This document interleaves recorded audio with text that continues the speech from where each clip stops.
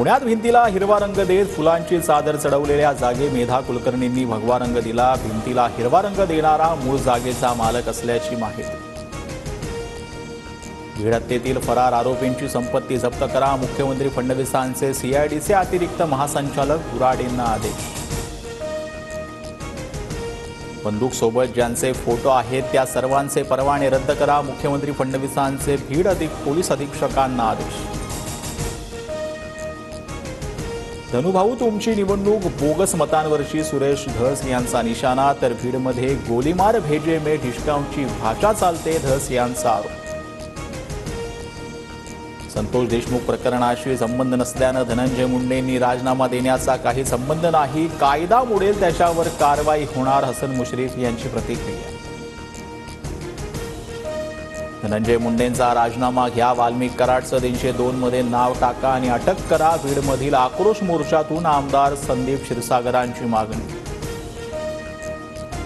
धनंजय मुंडेंना पालकमंत्री केल्यास बीडचं पालकत्व मी घेणार, दहशत चालणार नाही, संभाजीराजे छत्रपतींचा राज्य सरकारला इशारा।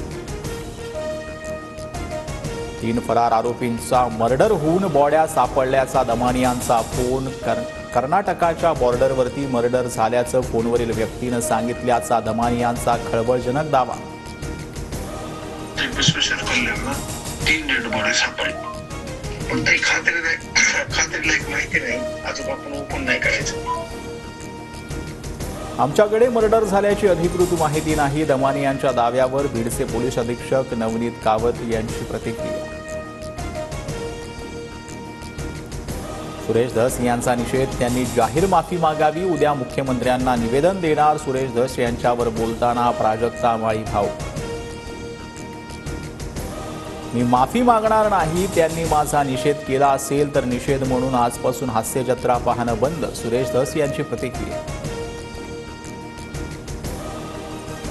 कलाकाराचं नाव कुणासोबत जोडू नका, बदनामी करू नका, गौतमी पाटील कडून प्राजक्ता माळींच्या भूमिकेचं समर्थन।